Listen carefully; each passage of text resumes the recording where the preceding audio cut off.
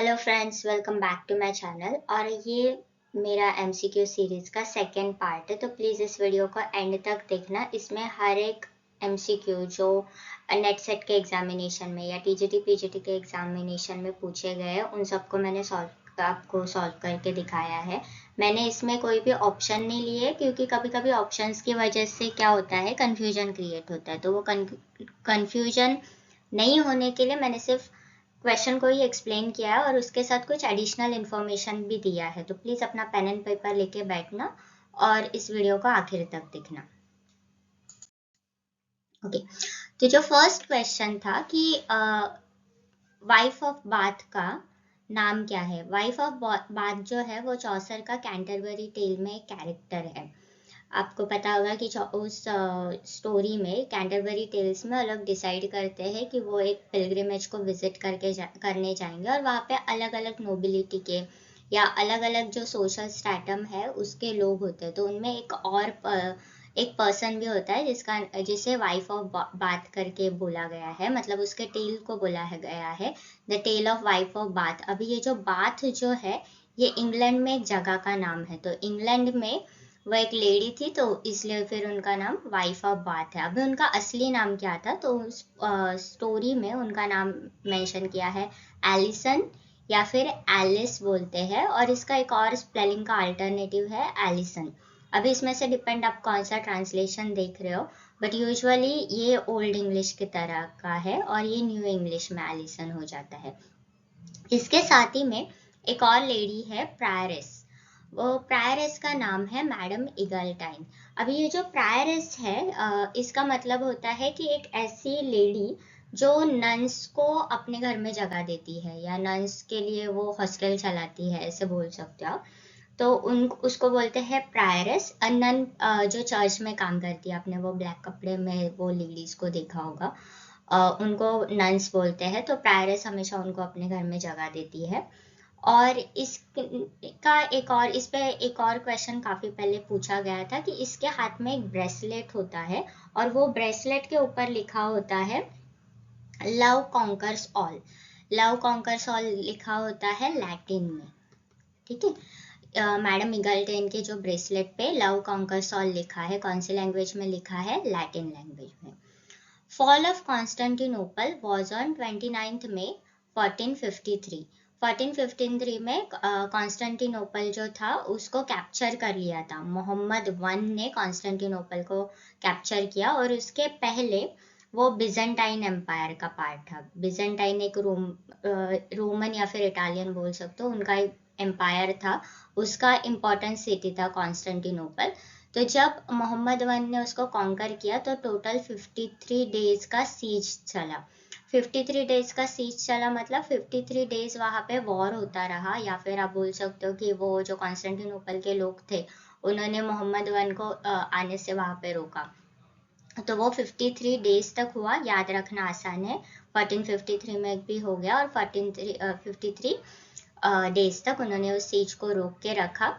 But in the end Mohammad one की army बहुत ज़्यादा थी तो वो जीत गया। और फिर कॉन्स्टेंटिनोपल, पहले वो क्रिश्चियन कंट्री थी या फिर कैथलिक स्टेट था या फिर आप सिटी भी बोल सकते हो, उसको मोहम्मद वन ने कैप्चर किया।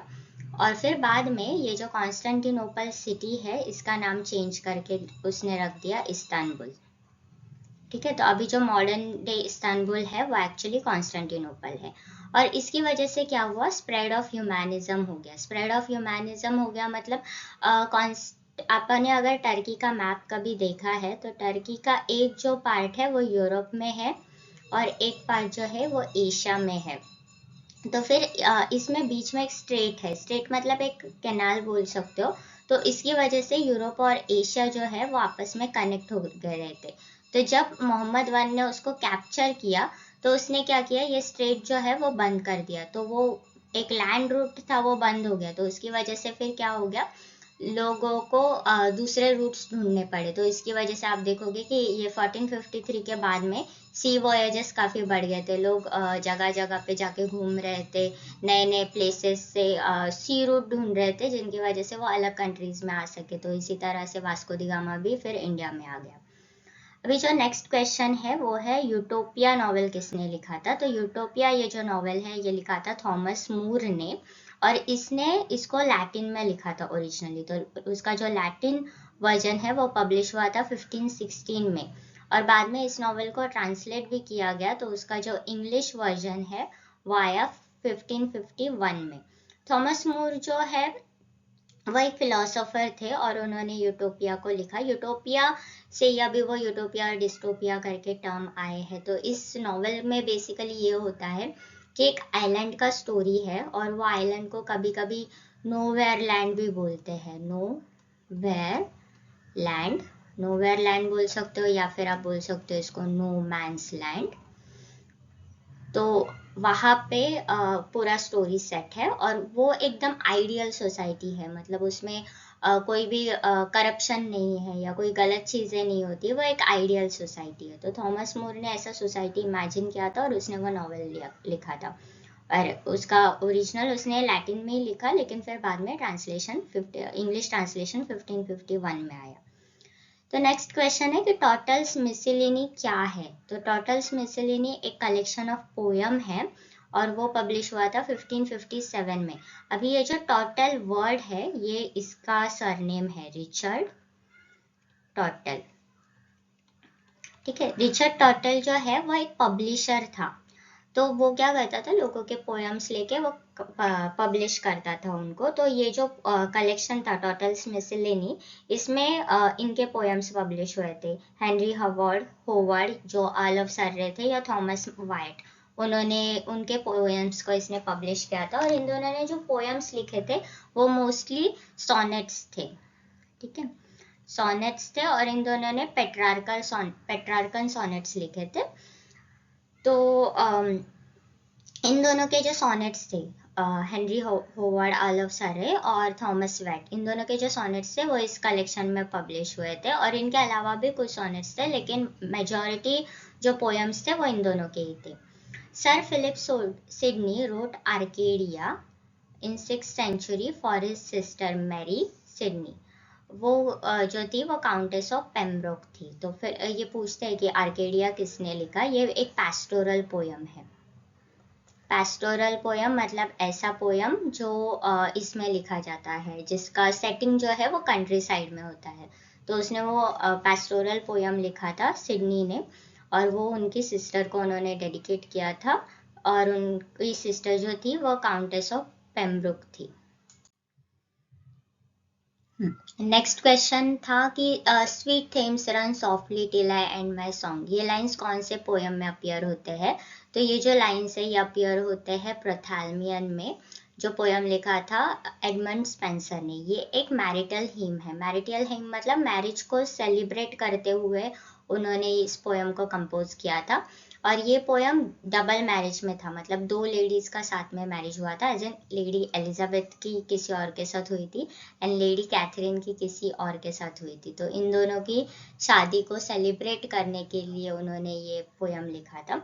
और इसमें ये जो दोनों कपल्स है, लेडी एलिजाबेथ और उनके हस्बैंड, लेडी कैथरीन और उनके हस्बैंड, इनको स्वान दिखाया है प्रोथैल्मियन में। एडमंड स्पेंसर ने उनको स्वान से सिंबलाइज किया है। ये जो ये जो पोयम है, या फिर आप ये जो लाइन्स है, ये लाइन्स टीएस एलियट के वेस्टलैंड में भी आती है। ठीक है, द वेस्टलैंड में ये लाइन्स आती है। Sweet Thames run softly till I and my song, ये उसमें आते हैं। और ये जो उसमें आती है, और एक बुक भी है इसी नाम से है। आप उस बुक का नाम ढूंढ के मुझे कमेंट सेक्शन में बताना कि क्या है। ओके, तो नेक्स्ट क्वेश्चन ये है कि ये जो लाइन्स है ये किस में आया था। Cut is the branch that might have grown full straight, ये लाइन कौन से बुक से लिया गया है। तो ये लिया गया है डॉक्टर फाउस्टस से, जो क्रिस्टोफर मार्लो ने लिखा है। डॉक्टर फाउस्टस एक प्ले है जिसमें डॉक्टर फाउस्टस जो होता है उनको नॉलेज चाहिए होता है। तो नॉलेज के लिए क्या करते हैं, वो अपनी सोल बेच देते हैं 24 ईयर्स के लिए, एक डीमन को बेच देते हैं। और ये जो लाइन है कट इज द ब्रांच, ये लाइन कोरस ने बोला है। कोरस मतलब ग्रुप ऑफ सिंगर होते हैं, लेकिन जस्ट बिकॉज ये प्ले एक ग्रीक ट्रेजेडी में सेट है या फिर ग्रीक ट्रेजेडी का जो सिस्टम है उसको फॉलो करता है, तो उसमें कोरस भी एक इम्पॉर्टेंट कैरेक्टर का रोल प्ले करता है, और ये जो लाइन्स है वो कोरस ने बोला है। इन ड्राइडेंस एब्सोलम एंड अशीटोफेल, ये कैरेक्टर, फॉलोइंग कैरेक्टर कौन से थे ऐसा पूछा है। तो एब्सोलम ड्यूक ऑफ मॉनमाउथ है, अशीटोफेल है earl of Shaftesbury, and Charles two को डेविड बोला गया है, या फिर डेविड का जो कैरेक्टर है वो चार्ल्स टू पे बेस्ड है। ये एक सटायर है। तो इसमें से ये जो 3 कैरेक्टर है या फिर ये जो 3 लोग हैं ये रियल कैरेक्टर है, रियल हिस्टोरिकल लोग हैं, और एब्सोलम, डेविड और अशीटोफेल जो है वो फिक्शनल है, तो इन लोगों पे ही बेस्ड है, और ये एक सटायर है। इन लोगों का रिलेशन या फिर इन लोगों के जैसे झगड़े चल रहे थे उस पर से वो ड्राइडन ने ये लिटरेचर प्रोड्यूस किया है। फिर आता है फॉलस्टॉप, कौन से प्ले में अपीयर हुआ था। फॉलस्टॉप शेक्सपियरन कैरेक्टर है, शेक्सपियर का कैरेक्टर है वो, और वो शेक्सपियर के हेनरी 1 और 2 में अपीयर होता है, या गलती से आ गया, हेनरी 4 का पार्ट 1 पार्ट 2 दोनों में अपीयर होता है। हेनरी 5 में वो अपीयर नहीं होता, लेकिन उनकी डेथ मेंशन होती है, और वो एक कॉमिकल कैरेक्टर है। एंड इंटरेस्टिंगली फॉलस्टॉप जो थे वो क्वीन एलिजाबेथ 1 के बहुत फेवरेट कैरेक्टर थे, तो वो जब भी शेक्सपियर को कुछ लिखने के लिए बोलती थी तो वो शेक्सपियर को बोलती थी कि उसमें फॉलस्टॉप होना चाहिए। ओके, तो नेक्स्ट क्वेश्चन है कि बेनेडिक्ट का कैरेक्टर कौन से प्ले में अपीयर होता है। ये भी शेक्सपियर का प्ले है, शेक्सपियर का मच अडू अबाउट नथिंग, उस प्ले में बेनेडिक्ट का कैरेक्टर है, और इस प्ले में ये जो बेनेडिक्ट है उसका डिस्टेस्ट इन विमेन दिखता है। डिस्टेस्ट मतलब उसको विमेन बिल्कुल भी पसंद नहीं, वो एकदम नफरत करता है, उसको लगता है कि हर औरत खराबी होगी, तो वो जो उसका माइंड सेट है वो पूरे प्ले में आपको दिखेगा। ओके, नेक्स्ट क्वेश्चन था कि एंजेलो कौन से प्ले में है। तो एंजेलो ये भी शेक्सपियर का कैरेक्टर है, ये है उनके मेजर फॉर मेजर में, और ये एंटागोनिस्ट है। एंटागोनिस्ट है मतलब ये विलन है, ठीक है, विलन है, और इनको पर्सोनिफाई किया था जस्टिस के तरीके से, मतलब वो बहुत ही फेयर है, वो किसी के साथ बुरा नहीं होने दे सकते, या अगर उनके फ्रेंड्स को बुरा भी लगता है तो भी वो एक राइट डिसीजन लेंगे। एक ऐसा कैरेक्टर उनको शुरू में पोर्ट्रे किया गया था, लेकिन जैसे प्ले प्रोग्रेस होता है हमको रियलाइज होता है कि वो हिपोक्रिटिकल है। हिपोक्रिटिकल है मतलब वो बोलता एक और चीज है और करता कुछ और चीज है, या फिर जो एक जस्टिस होना चाहिए, एक जजमेंट होना चाहिए, वो फेयर होना चाहिए, उसमें ये नहीं देखना चाहिए कि किसी को फेवर करे हम लोग, ऐसे नहीं देखना चाहिए। वो जिसके साथ सही होना है उसके साथ सही होना चाहिए, और जिसके साथ गलत होना है उसके साथ गलत ही होना चाहिए।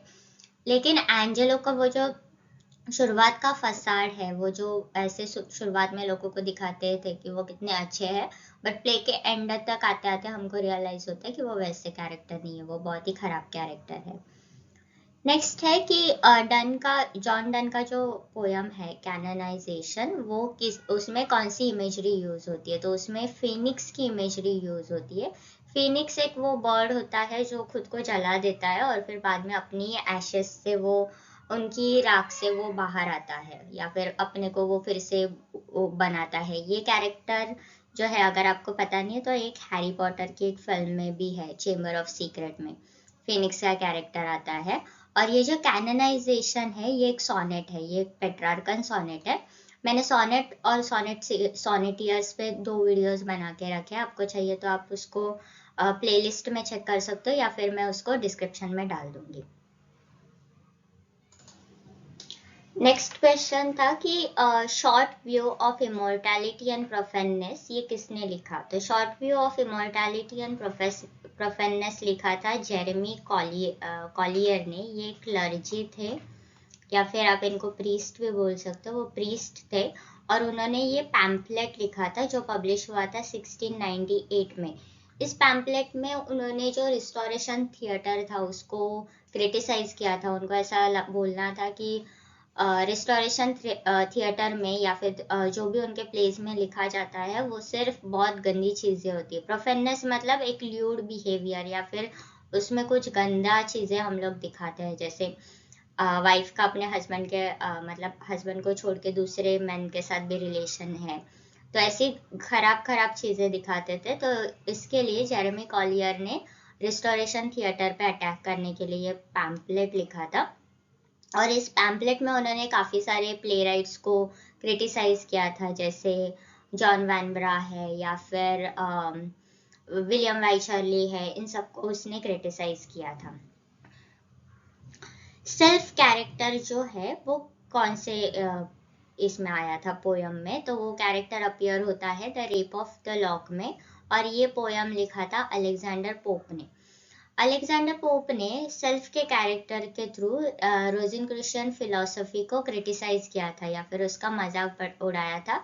रोज़ेनक्रूशियन फिलॉसफी एक जर्मनी में ओरिजिनेट हुआ था, और ये क्रिश्चियनिटी का ही एक ब्रांच है, और इसमें अपने जो क्रिश्चियंस का जो क्रॉस होता है ना, वो क्रॉस रोज़ेनक्रूशियन फिलॉसफी में इसको रोजेस से बनाते हैं, तो पूरा रोज होता है, तो फिर या फिर रोज को भी वो एज उनका एक इम्पॉर्टेंट सिंबल कंसिडर करते हैं। तो अलेक्जेंडर पोप ने उस फिलॉसफी का मजाक उड़ाया था सेल्फ के कैरेक्टर के थ्रू।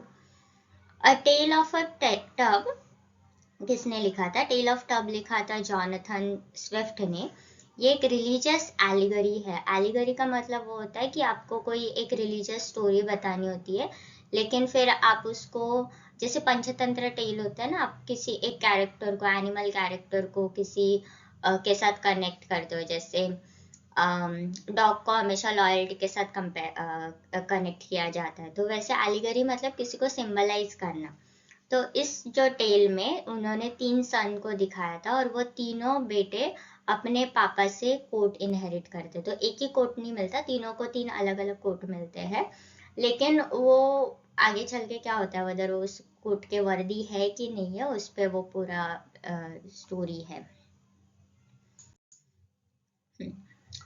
सो नेक्स्ट है पैमेला का सबटाइटल क्या है? तो पैमेला का सबटाइटल है वर्च्यू रिवॉर्डेड।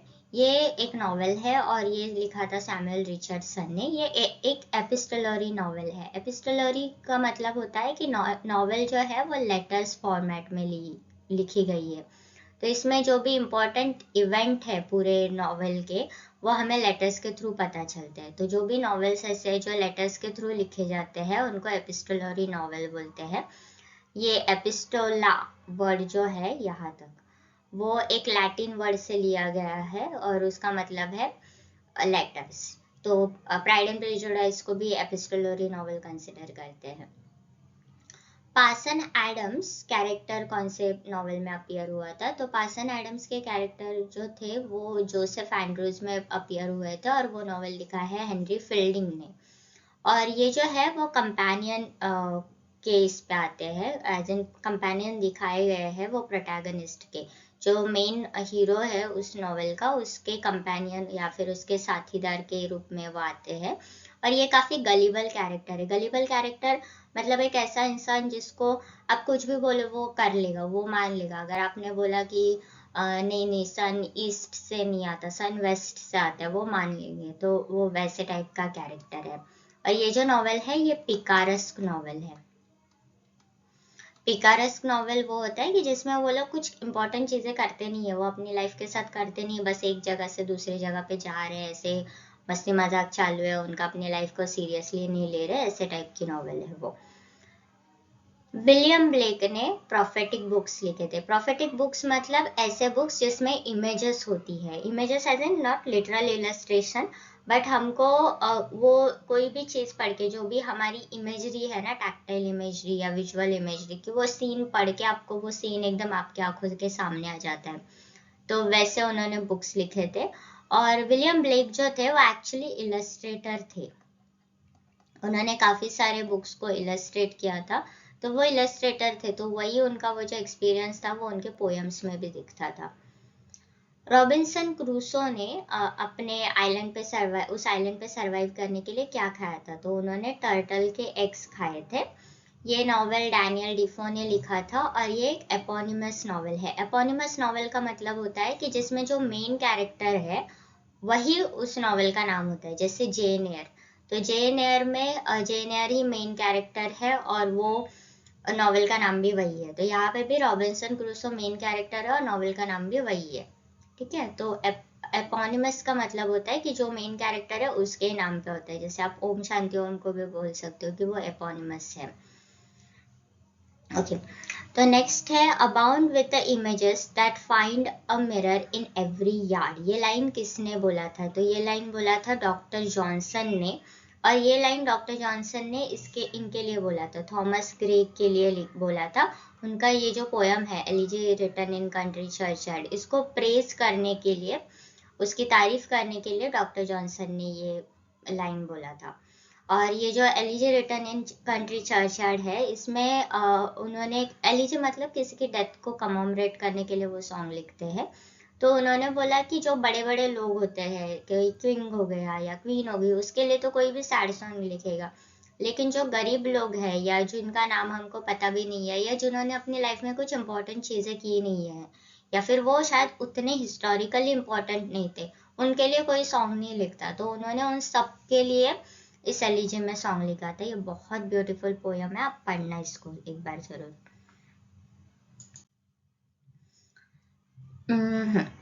फ्रैंकनस्टाइन का सबटाइटल क्या है? तो फ्रैंकनस्टाइन का सबटाइटल है मॉडर्न प्रोमेथियस। प्रोमेथियस एक ग्रीक माइथोलॉजिकल कैरेक्टर थे, और उन्होंने ऐसे किया था कि जब, मतलब ग्रीक माइथोलॉजी के हिसाब से जब भगवान ने इंसान बनाया तो इन्होंने इंसान को सब कुछ दिया, लेकिन इन्होंने इंसान को आग नहीं दी थी।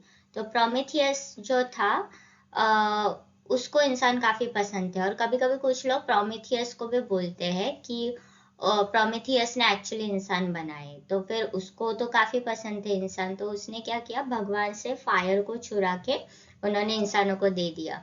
तो फिर इसके लिए जो ग्रीक माइथोलॉजी में जो किंग ऑफ गॉड है जियोस, उसने प्रोमेथियस को पनिश किया था। तो ये उसने ये किया था, मॉडर्न प्रोमेथियस बोला था, क्योंकि फ्रैंकनस्टाइन में भी विक्टर फ्रैंकनस्टाइन वही करते, वो इंसानों को बनाते हैं, एक एज एन वो इंसान बनाना चाहते हैं, लेकिन वो बन मॉन्स्टर जाता है, लेकिन वो करना बेसिकली वही चाहता है। तो इसके लिए उन्होंने ये सबटाइटल यूज किया था, मॉडर्न प्रोमेथियस। ये नॉवेल मैरी शेली ने लिखा था, और ये पब्लिश हुआ था 1 जनवरी 1818 में। ये इन्होंने किसको डेडिकेट किया था, वो आप ढूंढ के मुझे कमेंट सेक्शन में बताना कि किसको उन्होंने डेडिकेट किया था। Dreams appeared as apparelled in a celestial line. ये नॉवेल ये लाइन किस पोयम में आते हैं? तो ये लाइंस आते हैं वर्ड्सवर्थ के ओड इंटीमेशन ऑफ इमोर्टैलिटी में आते हैं। और कॉलरिज ने इस पोयम के रिस्पॉन्स में उन्होंने एक और पोयम लिखा था, ओड डिजेक्शन, या फिर डिजेक्शन एंड ओड, ये उसका एक्चुअल टाइटल है, और ये भी एक ओडी है। तो ये वर्ड्सवर्थ ने ये ओड लिखा, इंटिमेशन ऑफ इमोर्टैलिटी, और कॉलरिज ने उसके रिस्पॉन्स में ये ओड लिखा, डिजेक्शन एंड ओड। ये काफी इंटरेस्टिंग किस्सा है कि पीबी शेली ने एक पोयम लिखा था, हिम टू इंटेलेक्चुअल ब्यूटी, और ये उन्होंने स्विट्जरलैंड में लिखा था जब वो हॉलीडे पे थे। और उनके जो फ्रेंड है ली हंट, उन्होंने उसको दिया था कि पब्लिश कर दो इस पोयम को, लेकिन वो जब ट्रैवल कर रहे थे तो ली हंट ने उस पोयम को मिसप्लेस कर दिया, और फिर शेली को वो पोयम फिर से लिखना पड़ा था। तो ये क्वेश्चन एक्चुअली ऐसे था कि कौन सा पोयम शेली को फिर से लिखना पड़ा था, तो वो ये है, हिम टू इंटेलेक्चुअल ब्यूटी। और उनको क्यों लिखना पड़ा था? क्योंकि ली हंट ने उस पोयम को मिसप्लेस कर दिया था, उन्होंने उसको खो दिया था। द कैसल ऑफ ओट्रांटो, इसका सबटाइटल क्या है था? तो कैसल ऑफ ओट्रांटो का सबटाइटल है अ घोस्ट स्टोरी, और ये लिखा है होरेस वॉलपोल ने, जो 1764 में पब्लिश हुआ था, और ये गॉथिक नॉवेल है। गॉथिक नॉवेल्स वो होता है कि जिसमें आप भूतों के ऊपर, या फिर उसमें बहुत बड़ा कैसल होता है, ग्लूमी एटमॉस्फेयर होता है, ऐसे नॉवेल्स होते हैं वो। और ये इंग्लैंड का सबसे पहला गॉथिक नॉवेल है। अगर आपको नॉवेल के टाइप्स पे एक वीडियो चाहिए तो प्लीज मुझे कमेंट में बताना, मैं बना दूंगी। टेनिसन की पोयम मरियाना किस पे बेस्ड है? तो टेनिसन की, अल्फ्रेड टेनिसन की जो पोयम है मरियाना, ये शेक्सपियर के कैरेक्टर पे बेस्ड है, जो एज एन उसके कैरेक्टर से उसने नाम लिया है। तो वो कैरेक्टर का नाम भी है मरियाना, और वो कैरेक्टर अपीयर होता है मेजर टू मेजर में। और अगर आपको पिछली वाली स्लाइड याद है तो उसमें वो जो विलन है वो एक्चुअली मरियानो को परस्यू करने की कोशिश करता है, उसको इम्प्रेस करने की कोशिश करता है, लेकिन वो होती नहीं है।